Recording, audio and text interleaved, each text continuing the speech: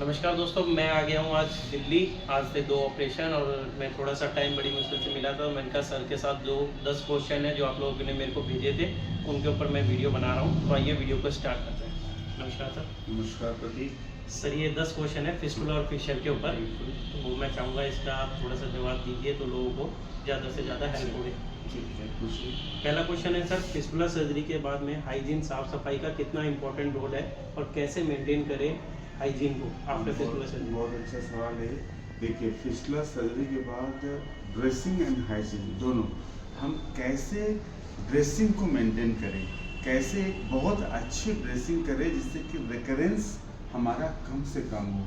तो fistula surgery के बाद, क्योंकि आप देखिए पूरा जो सर्जरी वो पेरिनियल एरिया में गुदाद्वार के पास है, तो होता क्या है, आप जब भी स्टूल जाएंगे कंटेमिनेशन तो हो, तो इसलिए सिर्फ बात करना है, नंबर 1। नंबर 2, प्रॉपर एक स्टेराइल गॉज, जैसे कुछ भी कॉटन लिया और लगा लिया, नहीं, एक स्टेराइल स्वैब, स्टेराइल गॉज आते हैं, उससे प्रॉपर एंटीसेप्टिक सोल्यूशन से क्लीन करना है, बीटाडीन लगाना है, ऑइंटमेंट लगाना है, प्रॉपर पैडिंग करनी है।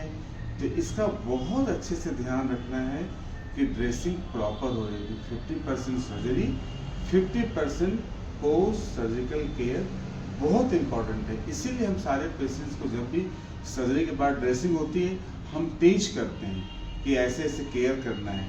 इवन यहाँ तक कि जब पेशेंट जाते हैं तो खुद को हम वीडियो बना कर देते हैं उन्हीं की ड्रेसिंग की, देखिए ऐसे ऐसे, ताकि आप घर पे जाके प्रॉपर ड्रेसिंग करें, प्रॉपर उन केयर करें, तब जाके फिस्टुला से आपको निजात मिलेगी। ठीक है सर। सेकंड क्वेश्चन है, सर्जरी होने के बाद ऐसा क्या प्रिकॉशंस ले जिससे रिकरेंस ना हो? देखिए, एक्चुअली क्या है, फिस्टुला के साथ सबसे बड़ा जो खराब बात जुड़ा है रिकरेंस। तो जो सबसे इम्पॉर्टेंट चीज़ है कि उंड का प्रॉपर केयर करें, डॉक्टर से बात करें रेगुलर, क्योंकि जो हम ड्रेनेज का सिस्टम जो घाव में बनाते हैं वो कभी भी बंद नहीं होना चाहिए। जो उंड है, जो घाव है, वो कभी भी बंद नहीं होना चाहिए। सपोज करिए हमने कोई एक घाव ओपन किया है, अब हम उससे प्रॉपर बोलते हैं कि आप क्लीन करें, उस पर फ्लश करें, उस पर बीटाडीन लगाएं, मतलब प्रॉपर जब वुंड केयर होगा तो ठीक होता है। कई बार क्या होता है कि जो एग्जिट वुंड होता है वो बंद हो जाता है, कलेक्शन पीछे हो रहा होता है। कई बार हम इवन कहते हैं कि पीआर करके गुदाद्वार में हम जो है लिग्नोकेन या जाइलोकेन डाल के ऑइंटमेंट लगा के कहते हैं बार बार मिल्किंग करनी है यूं ढंग से, जिससे कोई भी कलेक्शन के इंटर स्पेस में बन रहा हो तो बाहर हो। तो इसलिए बहुत जरूरी है इसको हम प्रॉपर ढंग से करें। सर थर्ड क्वेश्चन है, फिस्टुला सर्जरी में सिटॉन क्यों डाला जाता है और इसका सर्जरी आफ्टर सर्जरी केयर कैसे करनी चाहिए? सिटॉन डालने का पर्पज ये होता है कि जब स्फिंक्टर डैमेज होना बिल्कुल इमिनेंट है, मतलब कुछ भी करेंगे स्फिंक्टर डैमेज होगा, उस केस में जहाँ डर होता है कि स्फिंक्टर डैमेज ना हो जाए, उस केस में सिटॉन डालते हैं। क्यों? क्योंकि घाव में से डिस्चार्ज को बाहर भी पस को करना है, घाव को बंद भी नहीं होने देना है, प्लस स्फिंक्टर को भी कटने से बचाना है। तो इसीलिए सिटन हमेशा उस केस में डालते हैं जहाँ प्रॉपर उनका ड्रेनेज चाहते हैं, जो फिस्टुला होने की वजह है, प्लस स्फिंक्टर डैमेज नहीं होना चाहिए। इसलिए हम बार बार बुला के सिटॉन को ऐसे खींच के जगह बनाते रहते हैं, प्लस उसको टाइट करते रहते हैं सिटॉन को, ताकि वो सिंपल वो स्फिंक्टर के थ्रू कट के बाहर आ जाए और फिस्टुला सही होगा। तो जस्ट सिटॉन का मतलब क्या है, प्रॉपर उंड का ड्रेनेज होता रहे, प्लस स्फिंक्टर डैमेज ना हो। ठीक है। नेक्स्ट क्वेश्चन है, स्टार्टिंग से ही पेशेंट को कैसे पता चलेगा कि उसकी फिस्टुला केयर सही डायरेक्शन में है? कोई ओनली 1-2 सिम्टम्स बताएं जिससे जान के ये पता चले कि सही डायरेक्शन में उसकी सर्जरी चल रही है। कोई new appearance of pain, swelling and persistent discharge, जब भी पेशेंट को लगे जहाँ सर्जरी होती है वहाँ कुछ सूजन सा लग रहा है या नया पेन अपीयर हो रहा है, इसका मतलब कुछ प्रॉब्लम है, तुरंत जाके डॉक्टर साहब को जिस जहाँ भी सर्जरी कराए हैं या जो भी है वो जाके देखें। New appearance of pain, new appearance of swelling, फिर से कोई नया डिस्चार्ज, पुरलेंट डिस्चार्ज, घाव ओपन है, ब्लड आ सकता है, हल्का सा म्यूकस डिस्चार्ज जैसा कुछ हो सकता है, बट पस नहीं होना चाहिए। अगर ऐसा कुछ है तुरंत अपने डॉक्टर से पूछ सकते हैं। इसके अलावा सर वुंड भी रेडिश टाइप रहना चाहिए जो जब कहते जब हैं। कोई भी जो हम सर्जिकल वुंड जो होते हैं, जो ग्रेन्युलेशन टिश्यू बनता है, बिल्कुल हम कहते हैं टमाटर जैसा है, इसमें तो घबराने की जरूरत है। ठीक है। तो नेक्स्ट क्वेश्चन है, फिशर की प्रॉब्लम है फीमेल में देखा गया है कि बहुत ज़्यादा होती है एज कम्पेयर टू मेल, ऐसा क्यों सर? वो इसलिए कि एवरी फीमेल एक एज के बाद प्रेगनेंसी से होकर गुजरना पड़ता है, तो pregnancy is one of the living cause, क्योंकि प्रेगनेंसी में आप जैसे जब प्रेगनेंसी एडवांस होती है तो कॉन्स्टिपेशन होता ही होता है। इसलिए अगर लाइफ अगर फीमेल का लाइफ साइकिल देखें तो आप ये देखेंगे कि फिशर जो होता है मोर देन 60% फीमेल्स में during pregnancy, after this pregnancy की जो ये दौरान, उस दौरान इस साइकिल में ज़्यादा होती है because of constipation. Sir chronic fissure जो मेडिसिन से ठीक नहीं हो रहा है उसके लिए बेस्ट ट्रीटमेंट क्या है? सर कोई भी फिशर जो मेडिसिन को या तो रिस्पॉन्ड नहीं कर रहा या जब तक मेडिसिन आपने लिया ठीक रहते हैं, छोड़ा फिर हो गया, इट मीन्स आप समय रहते डॉक्टर से सर्जरी के लिए कंसल्ट करें, डिस्कस करें। क्यों? क्योंकि अगर आप क्रोनिक फिशर को छोड़ते हैं, टीयर को छोड़ते हैं, वहीं से शुरुआत होती है फिर फिस्टुला की। इसलिए हम लोग अक्सर ऐसे देखते हैं कि बहुत से पेशेंट जो फिशर को इग्नोर करते हैं दे लैंड अप विद फिस्टुला। तो इसलिए फिशर का टाइमली इलाज बहुत जरूरी है, वरना फिस्टुला बनना चाहिए। क्यों? टीयर होती है, आप दवाई खा के काम चला लेते हो, इन्फेक्शन होता है, अल्टीमेटली फिस्टुला होता है। तो इसलिए फिशर का टाइमली इलाज जरूरी है, चाहे मेडिसिन से या सर्जरी से, वो डॉक्टर को डिसाइड करना है, बट टाइमली इलाज जरूरी है। सर नेक्स्ट क्वेश्चन है, फिशर बार बार हो जाता है उसका कारण क्या है? बार बार जो फिशर कॉन्स्टिपेशन।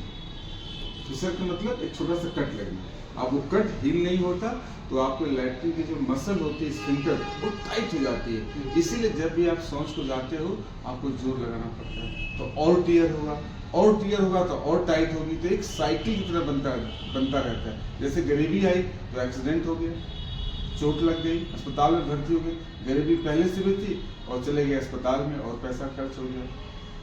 तो जस्ट लाइक दैट कि मुद्दे की बात है कि कॉन्स्टिपेशन, टीयर, फिशर तो फिर से कॉन्स्टिपेशन, फिर से टीयर, तो इसलिए इस साइकिल को तोड़ना पड़ेगा।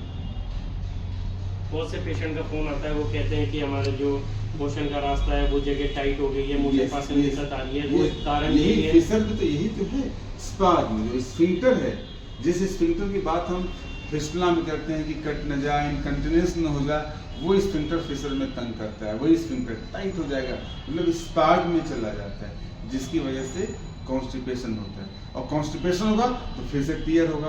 तो ये फिशर, कॉन्स्टिपेशन, फिशर एक साइकिल बन जाती है।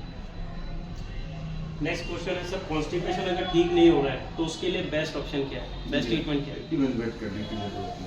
कई बार कॉन्स्टिपेशन 80% कॉन्स्टिपेशन फंक्शनल होते हैं, मतलब कहीं न कहीं आपके लाइफ स्टाइल से जुड़ा है, चाहे वो डाइटरी हो, चाहे वो आपका सेडेंटरी लाइफ स्टाइल हो, कहीं न कहीं। लेकिन कुछ कॉन्स्टिपेशन ऐसे होते हैं जिसको हम कहते हैं ऑब्स्ट्रक्टेड डेफिकेशन सिंड्रोम, जो सर्जिकली जो इम्पोर्टेंट है, उसमें हिस्ट्री होती है, बहुत लॉन्ग टाइम से कॉन्स्टिपेशन होता है, गुदा द्वार के पास कुछ लाल लाल सा निकलता है, या जब हम उंगली डाल के मल को निकालते हैं तभी हमारा कब्ज सही होता है, लैट्रिन स्टूल निकलता है, तो होता नहीं।